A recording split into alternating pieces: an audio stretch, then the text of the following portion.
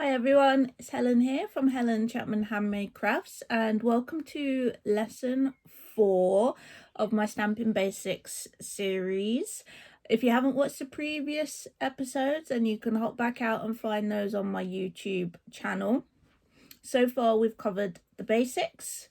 So in that we spoke about everything you need to get started. And in the second lesson, we spoke about stamps, different types of stamps, how to get the best out of them. In lesson 3, we covered the different types of ink. And today we are going to cover paper and card. Now, this lesson will be slightly different to the others in that a lot of it will be me showing you samples and giving you inspiration more than any actual stamping, but I hope that you find it useful. I'm going to flip over the camera now and we can make a start. Okay, here we go. Hopefully you're now looking at my grid paper, and I want to cover the different types of paper and card that are supplied by Stampin' Up. And first of all, we can talk about the normal cardstock that you think of when we mention Stampin' Up. And this cardstock comes in 50 colours. There are 4 main colour families: the brights, the subtles, the regals and the neutrals. The other 10 colours are made up by 2 sets of what are called in colours, and these we get a set of 5 every year and they last for 2 years, so you get an overlap. Now the ones we're about to lose are these ones. The ones we got new last year and will be staying until next year are Rococo Rose, Terracotta Tile, Pretty Peacock, Seaside Spray and Purple Posy. And the in colours for this year, which will be lasting until 2022, are these. We've got Bumblebee, Magenta Madness, Cinnamon Cider, Just Jade and Misty Moonlight. They're your standard colours and they're great for card bases and card layers. You've also got Basic Black, Very Vanilla and Whisper White. Now Very Vanilla and Whisper White come in 2 thicknesses, and can you see the difference there? So you've got the standard Whisper White, which is quite a lightweight cardstock, but it's perfect for layers.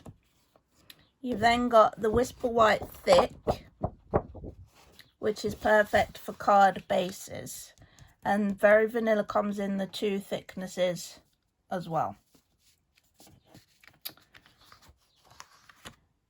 And a lot of the cardstock is available in A4 or 12 by 12 if you prefer, or if you're into scrapbooking and that sort of thing.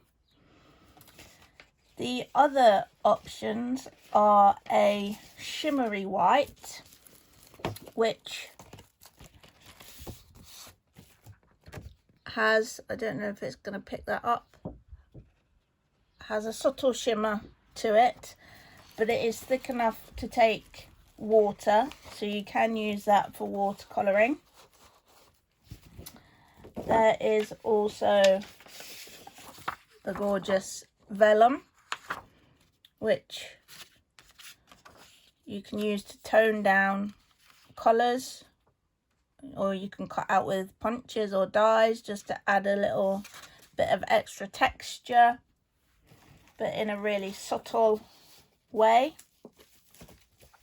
You've got the Fluid 100 watercolour. I've just got a little scrap of it here. Watercolour paper, which is textured, thick and perfect for watercolouring, as you would expect. It really will take a lot of water. In the new catalogue there is also some velveteen paper, and that comes in cinnamon cider, Highland heather and soft sea foam. I don't actually have any of that.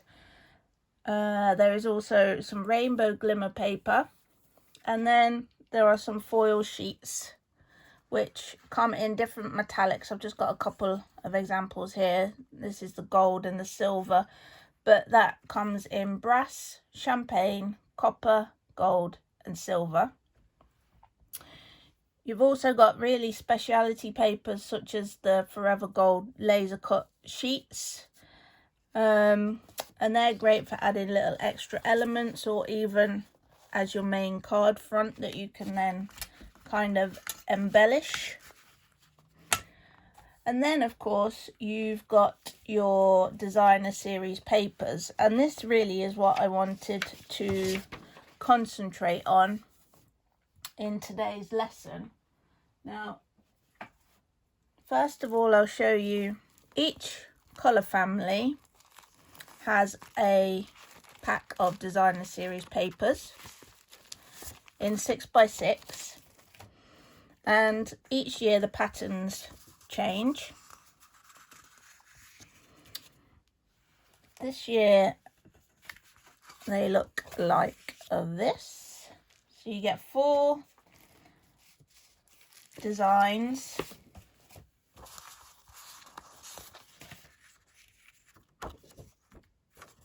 You've got the typeface, which in all different languages says to love what we do and share what we love, which is one of the Stampin' Up mottos. You've got the wood grain, the kind of denim effect, which I think looks really lovely in this misty moonlight, and the dots. Those packs are available for every colour family.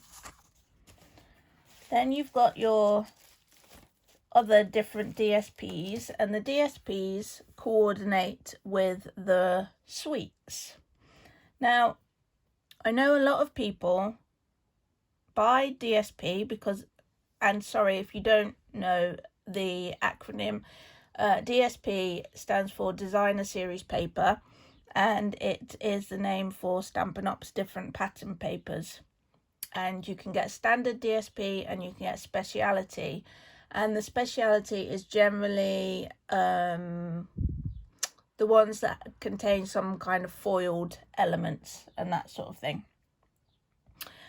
So going back to what I was saying, a lot of people I know, and I was one of them a while ago, hoard patterned paper. Absolutely hoard it. Purchase it because it's beautiful. Leave it in the packet. If they ever do take it out of the packet, they look at it and maybe stroke it a little bit and then put it back on the shelf, and it sits there and it sits there and it sits there because we think it is too beautiful. And I get it, I really do get it, but there is no point doing that, is there? And we really do need to take advantage of the fact that it is so gorgeous, and we need to show it off, and we need to make projects with it, and if you really have to, you can save it for the really special people, and that is fine, but use it. That's what it's for. There are such beautiful papers out there that I want you to start using them rather than leaving them on your shelf. And so my idea behind this lesson was really just to give you some inspiration for the different ways in which you can use designer series paper.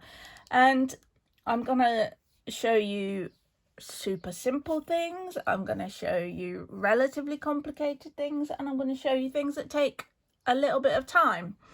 But my main hope is that it will convince you that the products that you make with it can give you as much, if not more, joy than just looking at it and stroking it. And someone else is going to get some pleasure from them too.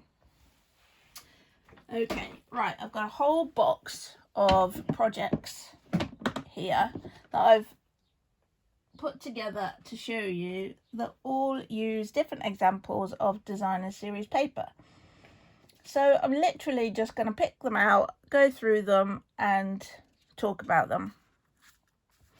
We've got really simple cards that just use a strip of designer series paper, top and bottom. Really simple, but just adds that extra bit of something to your card. We've got belly bands used to decorate different types of packaging. Really simple. It's just one strip of designer series paper, but look how much difference it makes to just popping that sentiment on the front. We've got cards where we use two different designer series papers on one card, but with the Stampin' Up paper packs, you know that they're going to coordinate with each other, so you can do that. We've got one where just small scraps of the Colour Family designer series papers are used, just interspersed with the rest of your elements. We've got the herringbone technique, which is really fun and a great way to use up your scraps. And there's a blog post and a video available where I make a card using the herringbone technique, so I will pop the links in the description of this video. Really easy to do, great for getting rid of your scraps, fabulous. You can die cut it or punch it. So this is from the Ornate Garden Suite, and this is Specialty Designer Series paper. You can see that foiling element in there. Just layer them together. I've stamped one sentiment and the rest of it is designer series paper. We've got little envelopes, beautiful little envelopes, so that your envelope coordinates completely with your card. Again, a bit of designer series paper on the card there. You can colour it. Here we've got a Specialty Designer Series paper that I've used a sponge brayer to colour over. You can see the natural colour here is just a white, and then I've created an ombre effect using sponge brayers and just coloured the paper. You can stamp on it. You know, if it's a background type pattern, stamp on it. One of my favourites, super simple technique, decorate your envelope flap with it so it coordinates with your card. Really straightforward, but look how much difference that makes to your card. Makes it feel super special. And all I do is draw around the envelope flap, put the glue on the flap, pop the designer series paper on and trim the excess. So simple but really effective. You've got little packaging projects. This is like a little tea bag holder made from designer series paper. You can go more home decor. These are just little wooden coasters that I stuck some designer series paper to, sponged around the edge, stuck a bit of twine on, and you get a little wall hanging. Gift card envelopes with a belly band. Pop a little gift card in there, or cash, make it a little money wallet. You can decorate them even more or just leave them as they are. Then you've got different types of memory keeping ideas, and this is actually made from little envelopes, and then I've added tags, I've added my own little envelope, I've added some space for note taking, a little flap for putting photos or whatever in. This that opens up to reveal a photo. A little blank page there, and that is really simple to do. And as I say, that is just made using 4 envelopes and some designer series paper, and you can make a little memory book. We've got another little envelope. This is one of my favorites, with the brads for the closure mechanism. And then coordinates completely with your card. Great way of using designer series paper. One of my favorites. We've got some stamping on this designer series paper here, so make more complicated cards, fancy folds. We've got scrapbooking. Obviously the 12 by 12 designer series paper sheets are perfect for scrapbooking.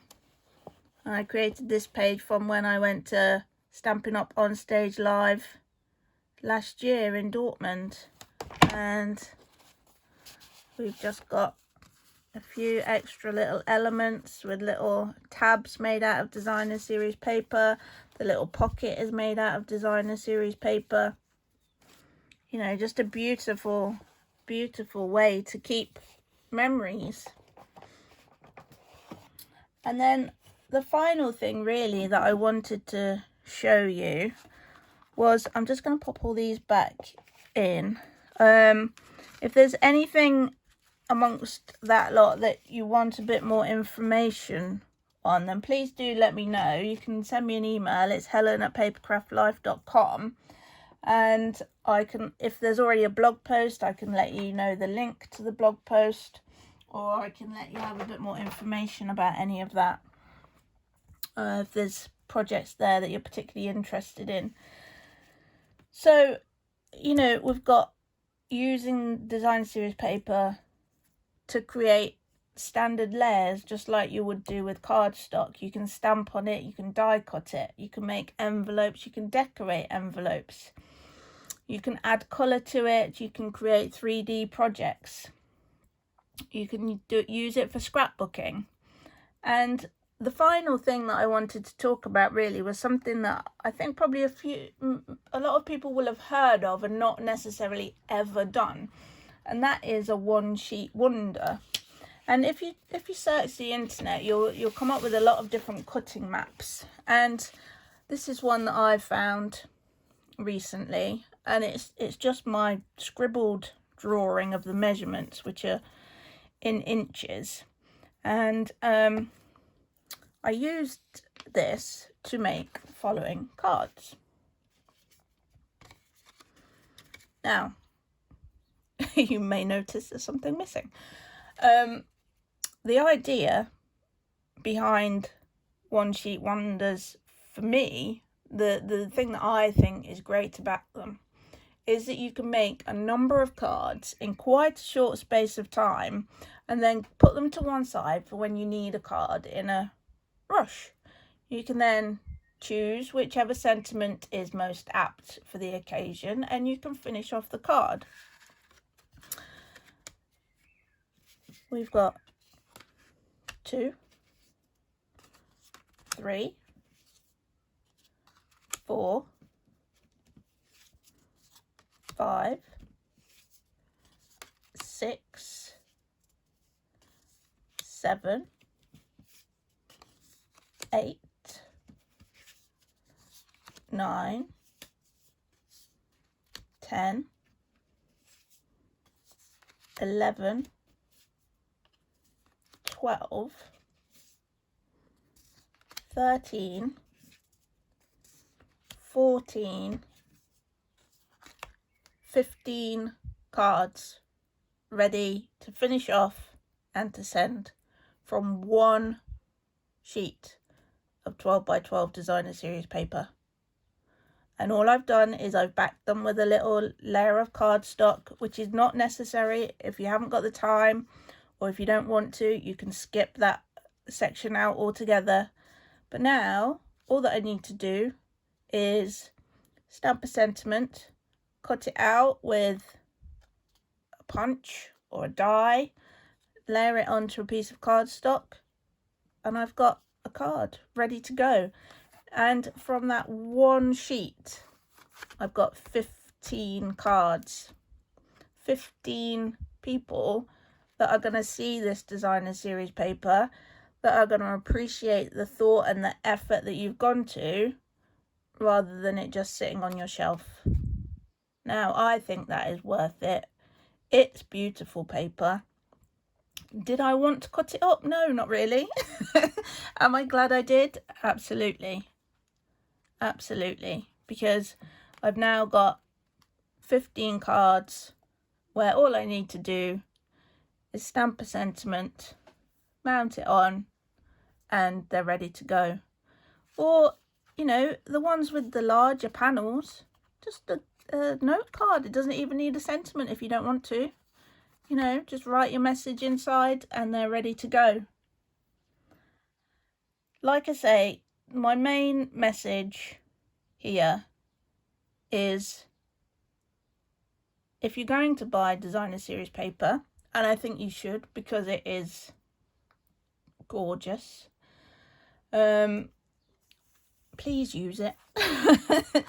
Please, please, please. Look, 15 cards from one sheet.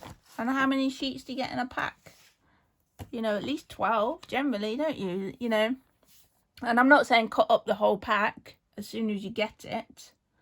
You can if you want, and you'd certainly have tons and tons of cards ready to use. But I hope that you've seen something amongst those different projects that has inspired you to use your designer series paper, to make the most of it, and to share it with others. So I know there's not been much information as such in this lesson, and in the next lesson we will be moving on to adhesives, and there'll be a bit more, this is what you use under this set of circumstances, etc, etc. But I do hope that I've given you some ideas, and if you do, on the back of this, break into your paper packs and cut them up, I would love to hear about it. All right, thanks for watching. See you next time. Bye.